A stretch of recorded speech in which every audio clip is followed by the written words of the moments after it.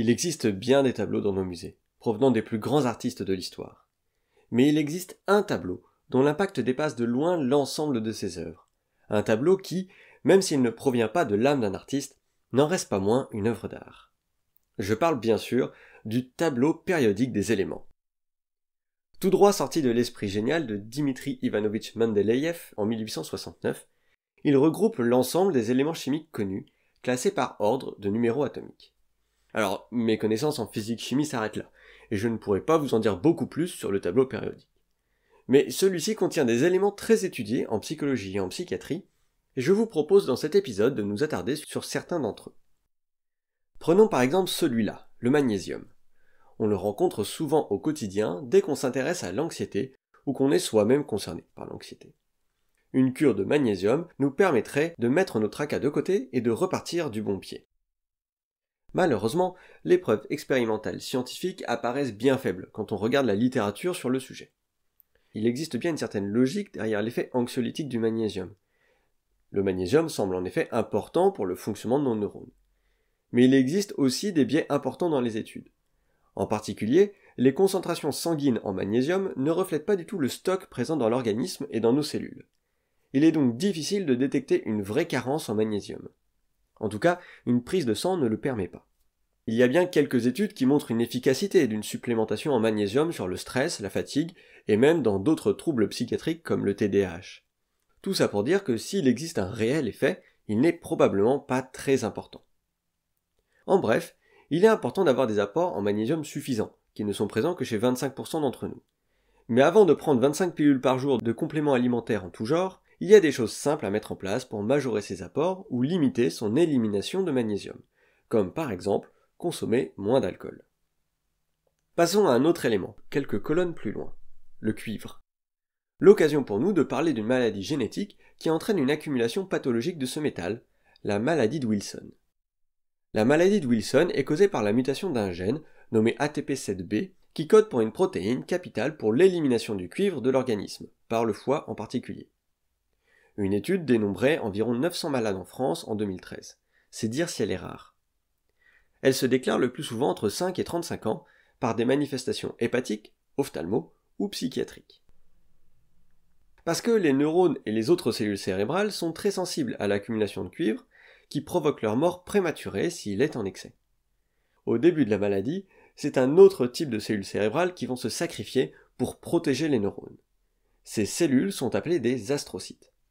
Ce sont des éléments essentiels au bon fonctionnement des neurones et du cerveau en général. Au début de la maladie, ils vont stocker le plus de cuivre possible pour préserver les neurones. Cependant, leurs capacités sont progressivement dépassées et bientôt le cuivre s'accumule à son tour dans les neurones qui meurent petit à petit. On ne sait pas encore pourquoi, mais certaines régions cérébrales sont plus sensibles que d'autres à cette accumulation de cuivre. Ce sont les neurones de ces régions qui meurent le plus rapidement et qui expliquent les symptômes neurologiques ou psychiatriques de la maladie. C'est par exemple le cas du striatum, du cervelet et du tronc cérébral. La destruction de ces structures serait responsable des symptômes moteurs, comme un tremblement ou des dystonies par exemple, qui sont des contractures musculaires involontaires et parfois permanentes, qui sont très douloureuses et handicapantes. C'est aussi le cas des structures complexes que sont les boucles corticostriatales, sortes d'autoroutes cérébrales qui permettent l'intégration de nombreuses informations neuronales.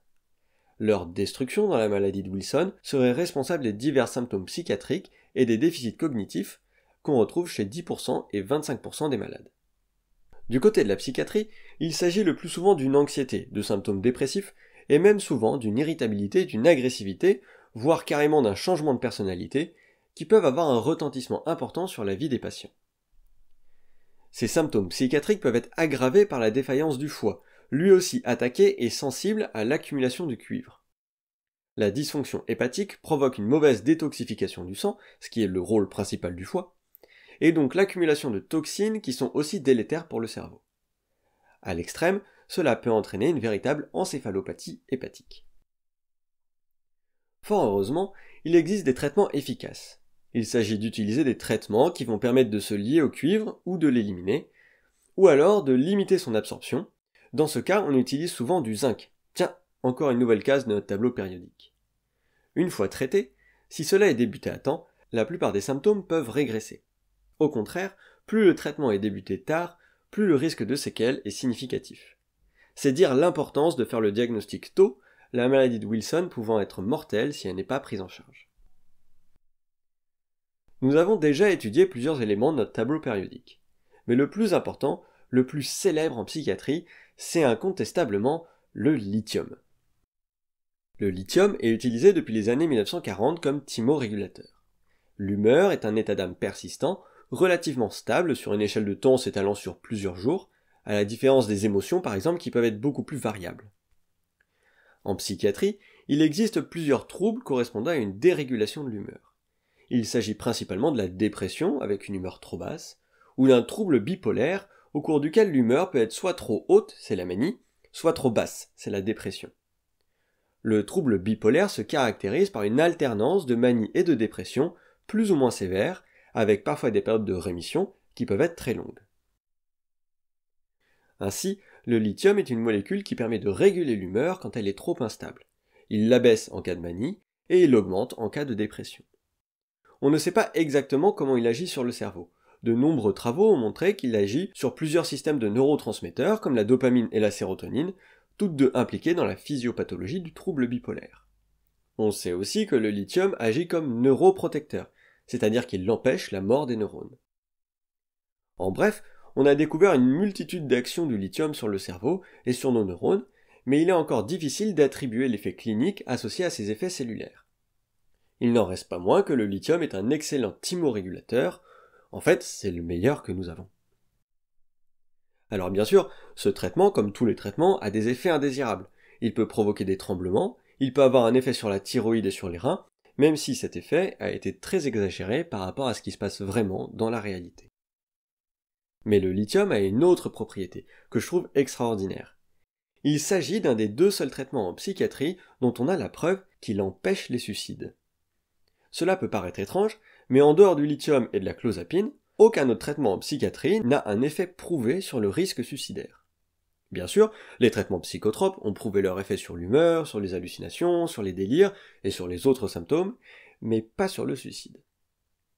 Concernant le lithium, certaines études rapportent même que le taux de suicide est significativement plus bas dans les régions du monde où l'eau de source est naturellement riche en lithium. Bien sûr, il ne s'agit pas de pousser à la consommation de lithium, pas plus que de magnésium, pour vous aider à être mieux dans votre peau.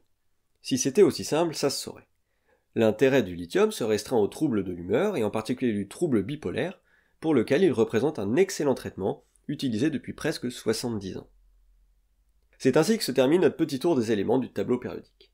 On aurait pu en évoquer plein d'autres, comme par exemple le fer ou le chlore. Pour en savoir plus, je vous renvoie sur les articles du blog en description.